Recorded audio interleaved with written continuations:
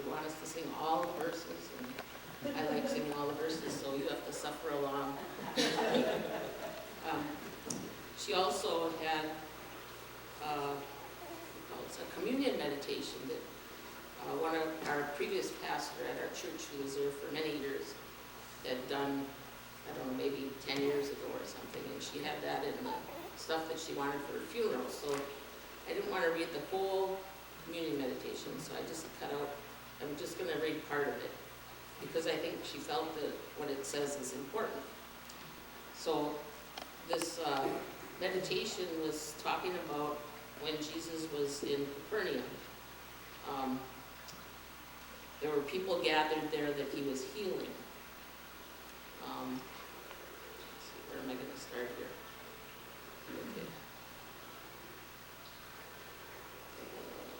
Okay. The people were enthralled, evidently, by this one who cared about people and had the power to heal the sick and to cast out demons from those who were possessed, so that they were not in their right minds. The unspoken message was, look, here I am, caring for you, providing healing and wholeness for those who are sick or possessed by demons which have taken over control of their lives. And eventually, before very long, people began to get those messages connected. What Jesus understood, and perhaps what the church needs also to understand, is that this is the first thing the church must do. And if it does nothing more, then this is the first and only thing that the church must do: proclaim the good news. To speak the words to a world which is preoccupied with economic goals and producing winning teams, you know about that, and looking for happiness and seeking security. To speak the words to a world which don't answer the question they may be asking, but do proclaim the truth. God is near to you. And then, by the church's actions, we demonstrate the nearness of God by behaving as though caring for one another, providing healing to others, and casting out the demons which possess so many, many in our world. By behaving as though those actions which we do in caring are more important than economic goals, more important than winning a Super Bowl, unfortunately, more important even than looking for happiness or security. We go out into the world from here to continue our proclamation in our lives. Our economic goals are not the center of our lives. Our proclamation is to care for others, the sick and the possessed, the bewildered and the lonely, the imprisoned and the constricted, the folk whose lives are filled with trouble rather than hope, and to say God cares, and to be in their presence, the caring of God for them. I think that's it. That's what she wanted read.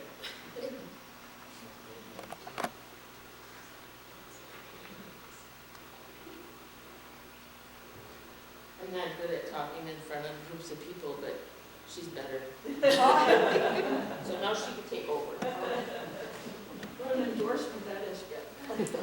I'm Jane, Carol's partner, as most of you know, celebrating 19 years of joining our lives together.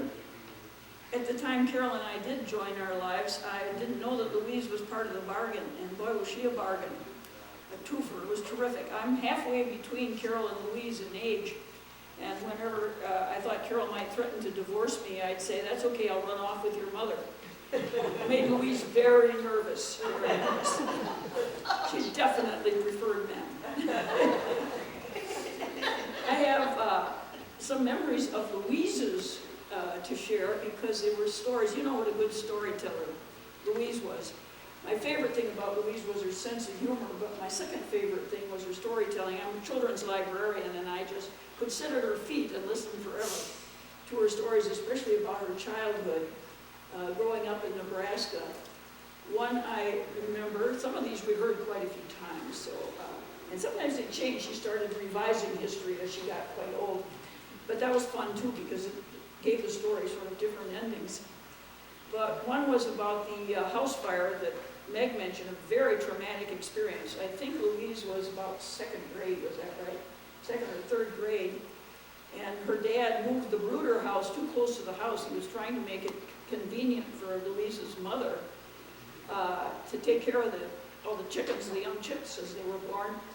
But he overdid it, it overheated and burned the house down. And they were awakened in the night and told to gather a few things and get out. I don't know that they could gather a few things. They had to get out very fast. It was an old wooden farmhouse. And what Louise remembers about that fire was not the trauma so much of being awakened in the night and having flames roaring and parents urgently hustling them out of the house, but the fact that she had to go to school the next day in grown-up shoes. She was deathly embarrassed. I think they were men's shoes, were they, Carol? Anyway, it was awful. She still would look at her feet sadly and say, and I had to go to school wearing those. Jenna wouldn't like that either, would you, Jenna? You had to wear your dad's shoes to school. Oh, awful. And another story about her farming days. Well, you know, one of our best trips, we took many wonderful trips with Louise, frequently camping trips. She was so game, she camped with us. I think she was almost 90, and she was going off with us in a tent camper to the wilds of the West, and we camped on her home farm, which was a lot of fun for us and, of course, for her. In the morning when we all got up, I said, Louise, did you sleep well? And she said, oh no, I was up all night having memories. And there she was in this familiar land, and it was, she was just thrilled. And one of the things I remember was her description. She drove us out toward what had been a cornfield and said that her sister, she had quite a time with her sister Marie, who was 4 years younger, and in the way of little sisters, did abominable things. And she was always trying to get out of housework too. And she pointed to the cornfield and said, Marie used to disappear into the cornfield and not answer when we called. And we'd go looking for her. And when we found her, she'd be reading a book, which of course I thought was pretty neat. Librarians like that. But Louise was doing all the housework meanwhile, and she didn't care for it one bit. And this silly sister also climbed a very tall tree when she was about 4 years old and said, look at me, I'm up here with the birdies. And then she couldn't get down. And somebody in the family, I suppose Dad, had to go up and rescue her. And Louise thought that was perfectly disgusting behavior by her 4-year-old sister. She never did quite approve of her sister's behavior, I think, to the end of both of their lives. And one story that I particularly loved about the home farm, she also told us that morning as we drove around the farm. The farmhouse was here and a little flat area, and then quite high hills, worthy of Wisconsin. I don't think of Nebraska as having many high hills, but down in that southwestern corner they did. And she said her brothers were characters who would run out, and they knew their mom could watch them from the house, so they'd run out through the flat area. As soon as they got around the corner, behind the nearest hill, they'd tear off all their clothes and run naked and say, we're wild Indians, we're red Indians, and chase one another around stark naked. And they loved it, and Mom never did know it as far as Louise knew. I could look at that hill and just picture these little guys having the best time stark naked in Nebraska. So she had, the favorite story that I'm sure you've all heard about when she taught rural school across the valley. Dad, great man, loaned her his car. And it was the old, what were they, Model Ts or Model A's that had a cloth roof. And Louise was a little reckless in those days. You wouldn't believe it when you knew her as an older adult, but she was kind of reckless. And apparently drove too fast down that hill from the school down into the valley and then up to the farmhouse. And one day, driving a little too fast, she took the curve badly, and the car turned over, impaled itself by its cloth top on a fence post, and Louise miraculously got out intact. And she said, I didn't know what to do while I waited for help, so I remembered that there was a bag of walnuts in the car. She'd taken walnuts to have the kids make Christmas ornaments. So she sat there and ate walnuts until the neighbor came and looked at it and shook his head and said, Louise, you drive too fast. And then he got the car off the fence post. And I always loved that picture of this car upside down on the fence post and Louise calmly eating walnuts. Well, I don't really know if she was calm, but I thought that was a calm thing to do anyway. And then we get to the place where I, long after that, of course, met Louise. It was 19 years ago, of course, because that's the time that Carol and I joined our lives. And just prior to that, I was a grandmother for the first time, and Carol and Louise were living out on the farm in the forest, where Meg lives now, not on the farm, but she lives in the forest. And they invited me out for a grandmothering party. First time grandmother gets a party. I didn't even know that, but I thought it was a great idea. And I hadn't met Louise yet, so I was excited about that. So I went out to the farm. This part's for you, Rodney. Listen up. And the farmhouse had been added on to. A great many of you have been there, I think, and you had to go around and come in a gate. And then the front door was also the back door, an unusual arrangement. And I went up to the back door. Carol was, as usual, I think, carrying things behind me. And I opened the storm door, and something, which turned out to be a pygmy goat, dashed past me into the house. And that little pygmy goat, well, Louise came to meet it with a broom. My introduction to Louise, she was holding a broom, and it looked as if she were going to sweep out the pygmy goat and Jane all in one sweep. And it was kind of an unusual introduction, I thought. And it turned out that the pygmy goat, whose name was Twinkle Toes, I hope your goat has a better name, Rodney, than Twinkle Toes. Little one. Little one, yeah, that's more dignified. But Twinkle Toes had been reared as a house goat by a woman in the neighborhood.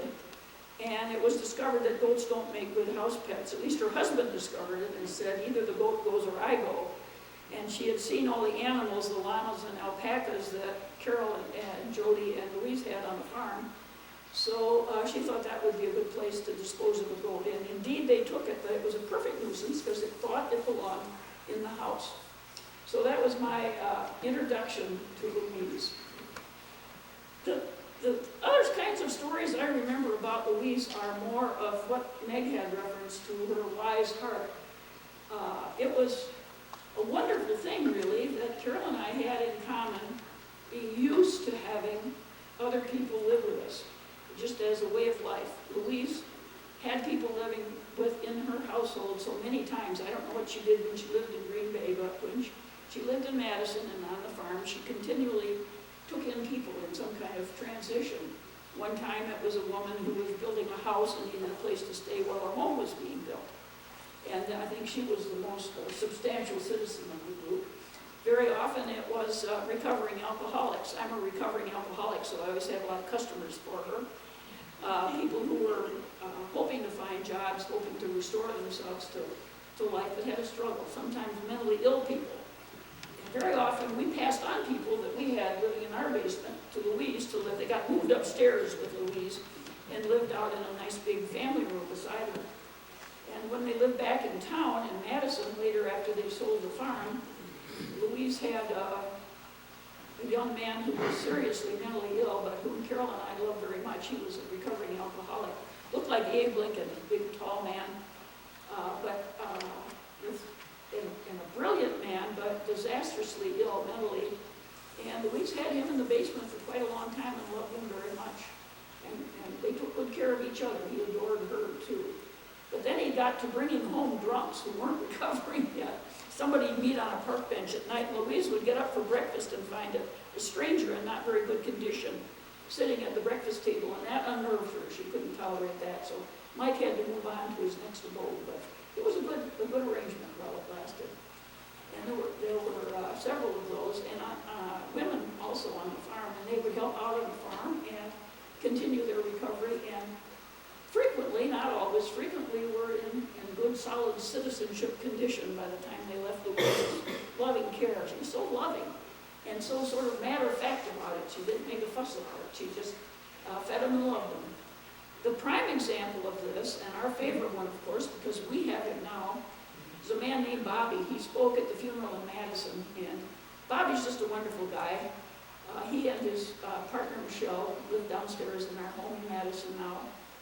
But when we first met Bobby, I first met Bobby, he was in pretty tough shape. He'd just been released from prison, which is a place he spent much of his adult life. He told us in Madison that he had set out to be a career criminal after a very violent childhood in inner city Chicago. He had a mentally ill and extremely violent father, and lived in a neighborhood where violence prevailed. And that was just the way of life that overtook him. And of course, he also became addicted to drugs. drugs and to alcohol, and a lot of that violence was committed while he was out of it, blacked out. And so he'd get through a term in prison, and then he'd be out for a short time, and he'd have some sort of marginal employment and no personal connections, and soon be back in prison again for some other type of crime. Armed robbery was sort of the specialty. He often wasn't armed, but he acted as if he were and scared people to death. So I met Bobby one winter in AA about 11 or 12 years ago now, and he had just gotten out of prison. He was living in the homeless shelter. He was walking across town to an AA meeting that met every morning at 7, and he wore tennis shoes with great big holes in them in slushy November weather, and I was so impressed with him.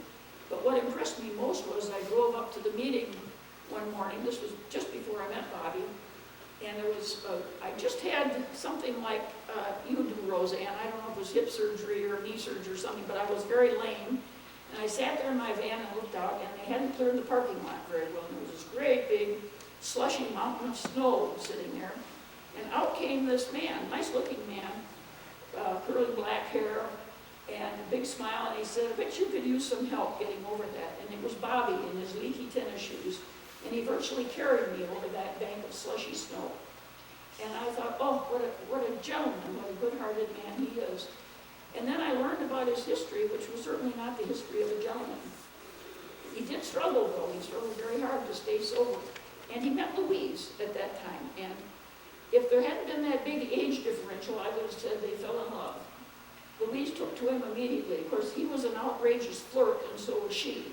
So that's the commonality they struck. He would tell her right from the get-go that she was his #1 lady, and she ate that up. She loved that. So, but unfortunately, Bobby didn't stay clean and sober on that round. And next thing we knew was back in prison for an attempted armed robbery. He was blacked out. And he was so dumb, all blacked out, that he tried to hold up a Starbucks right near the police station. It was just not a good attempted robbery. For a professional criminal, it was a bad choice. Of course, when you're blacked out, you don't really have a choice. So he was given a sentence of, I believe, 10 years. And he started out in Green Bay. You have a hideous prison here, by the way. I don't like it at all. It's ugly, and it's ugly inside. And the people, many of the people who work there are ugly. I hope no one of you is working there right now. But it's maximum security, and it's just not a good atmosphere. But by golly, you have to get permission. You have to write to somebody or other in the state, and then you have to get, the prisoner has to say he really wants to see you and so on. And I did that, and Louise asked to do that, to go see Bobby in prison in Green Bay. So one day, Carol drove us over. She wasn't into the idea of visiting the prison. I think she'd been intimidated by it since childhood, probably. But Louise and I went into this kind of appalling-looking place, holding each other tightly because we weren't real used to prison visits. And we finally got to the waiting room. We got, they do a thing like they do in airports to make sure we weren't carrying weapons. And I thought of Louise carrying a weapon cracked me up. But anyway, we got admitted, and we sat in the waiting room, little tables all over, and they called Bobby by some mysterious means.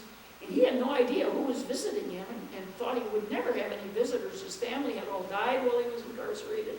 He didn't know anybody. He certainly didn't know anybody in Green Bay. And when he saw us, he just looked dumb amazed. Louise, bless her heart, stood up. She wasn't supposed to. She could have been, I don't know, arrested or shot or something, but she stood up and just opened her arms to Bobby. And the two of them just melted together.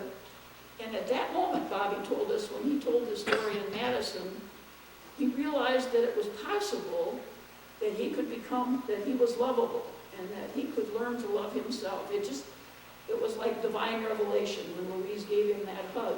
I gave him one too, but I don't think it counts for Bobby when it's from a lesbian. It's not the same thing. It had to be Louise, this little old, extremely heterosexual woman. And it just changed Bobby's life right then and there. And that to me is the most dramatic happening I've seen in Louise's life. There are many, many other ones. Very, very dear stories, like the niece on the other side of the family whom she encountered as an adult and saw that this woman had such bad teeth that she was almost deformed. And Louise anonymously gave her enough saw that enough money got to her so she could have the orthodonture, which all of you know is not a cheap experience. And I think it was years and years and years before that niece ever discovered from some other relative where the money came from, but she did that. And that's the Louise that I remember with such warmth and love. What a bargain you brought to me, Carol Berglund, when you brought me a mother.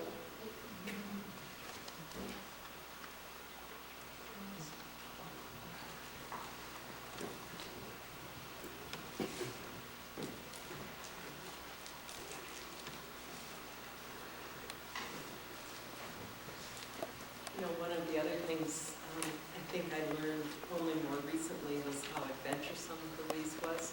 To think that at a young age she went to the nursing program, and then from there she went to California, and then she went to the East Coast, and she went to Colorado, and then she went to the Upper Peninsula where she had home begun. And to think of a young woman at that time in our history being traveled so much, that's quite something. About 15 years ago, nurses in Kansas wrote this poem to honor nurses when they go. And I would like to honor Aunt Louise today. Nursing is a calling, a lifestyle, a way of living. Her nursing was ever present and continued until the end of her life. Louise is remembered, she was there. When a calming, quiet presence was all that was needed, she was there. In the excitement and miracle of birth, or in the mystery and loss of life, she was there. When a silent glance could uplift a patient, family member, or friend, she was there. At those times when the unexplainable needed to be explained, she was there. When the situation demanded a sharp mind, she was there. When educating future generations of nurses, she was there. When a gentle touch, a firm push, or an encouraging word was needed, she was there.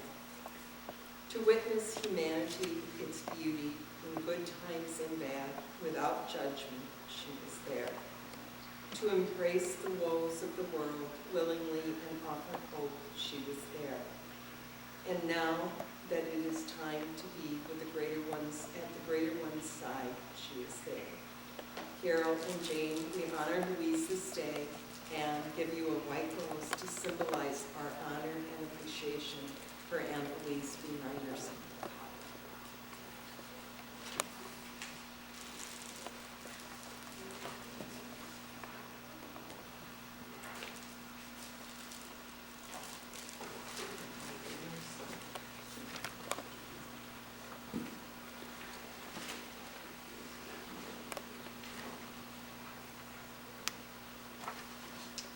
Thanks, Peter. And finally, again, we rise to sing. Spirit, Spirit of gentleness.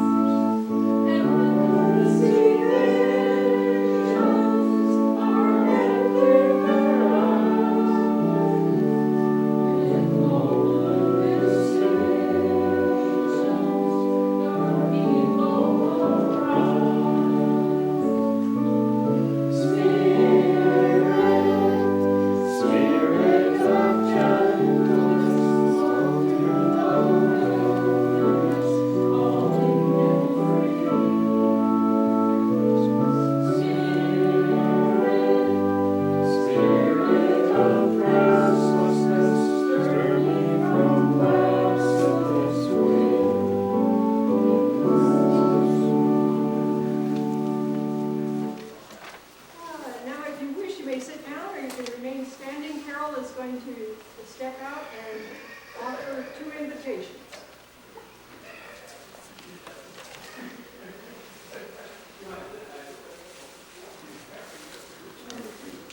Well, we'd like to invite everybody to come join us